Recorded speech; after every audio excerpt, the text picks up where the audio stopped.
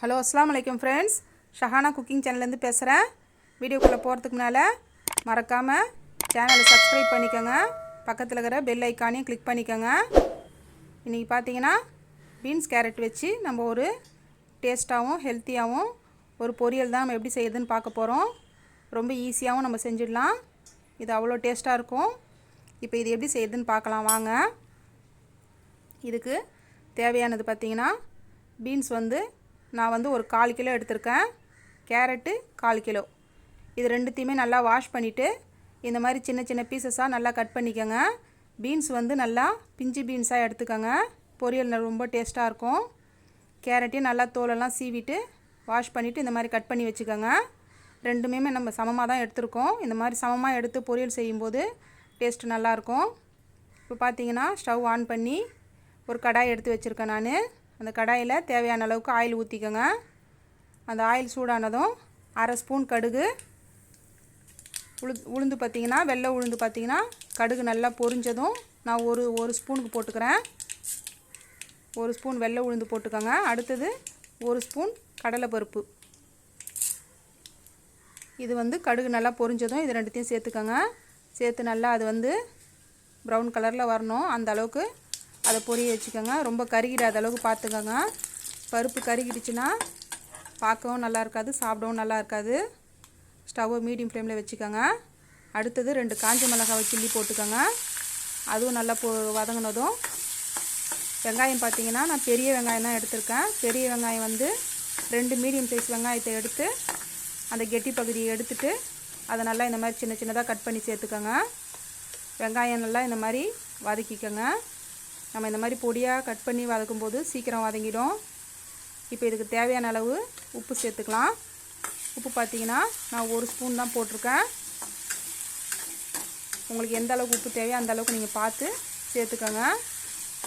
எப்போவுமே ஃபஸ்ட்டு போடும்போது கம்மியாக போடுங்க. பத்தலைனா கூட நம்ம சேர்த்துக்கலாம். இப்போ வெங்காயம் நல்லா வதங்கிடுச்சு. இப்போ ஃப்ரெஷ்ஷான கருவேப்பிலை ஒரு கைப்பிடி நான் எடுத்து போட்டுக்கிறேன். கருவேப்பிலை இதே மாதிரி நல்லா வதக்கிக்கோங்க. ஸ்டவ் நான் மீடியமாக தான் வச்சுருக்கேன்.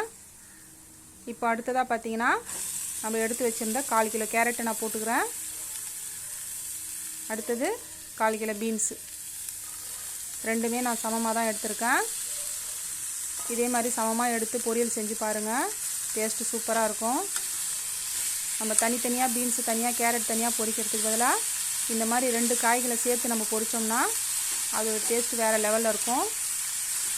இப்போ பாருங்கள் ஃப்ரெண்ட்ஸ், நான் எல்லாத்தையும் நல்லா மிக்ஸ் பண்ணிவிட்டு அந்த எண்ணெயிலே நம்ம வதக்கிக்கலாம். ஸ்டவ் மீடியம் ஃப்ளேமில் வச்சு ஒரு 2 நிமிஷத்துக்கு இந்த மாதிரி வதக்கிக்கோங்க.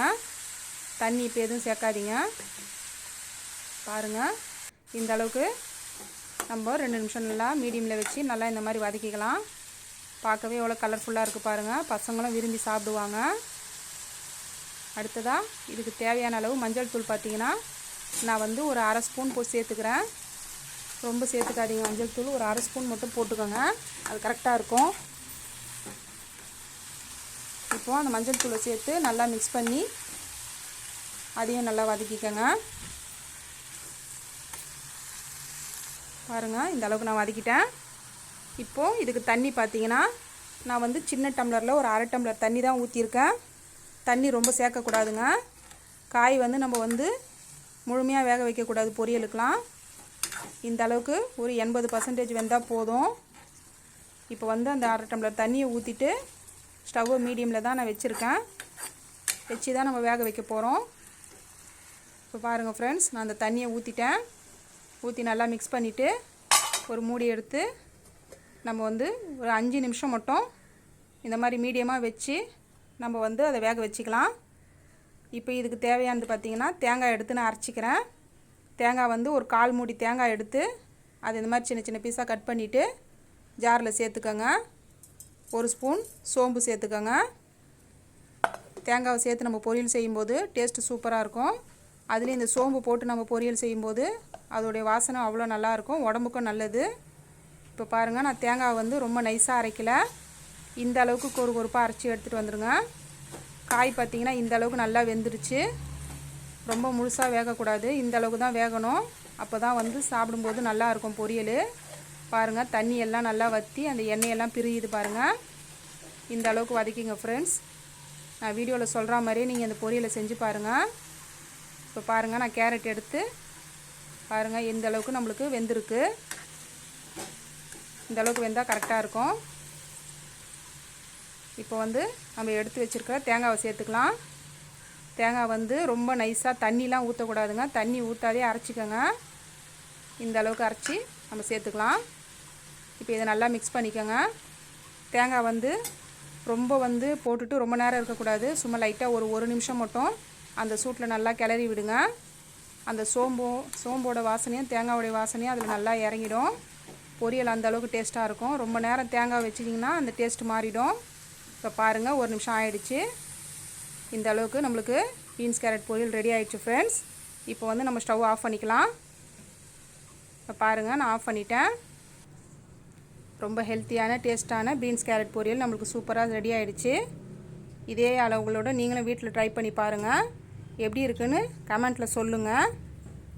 இந்த வீடியோ உங்களுக்கு பிடிச்சிருந்தா லைக் பண்ணுங்கள், ஷேர் பண்ணுங்கள், மறக்காமல் சப்ஸ்கிரைப் பண்ணுங்கள் ஃப்ரெண்ட்ஸ்.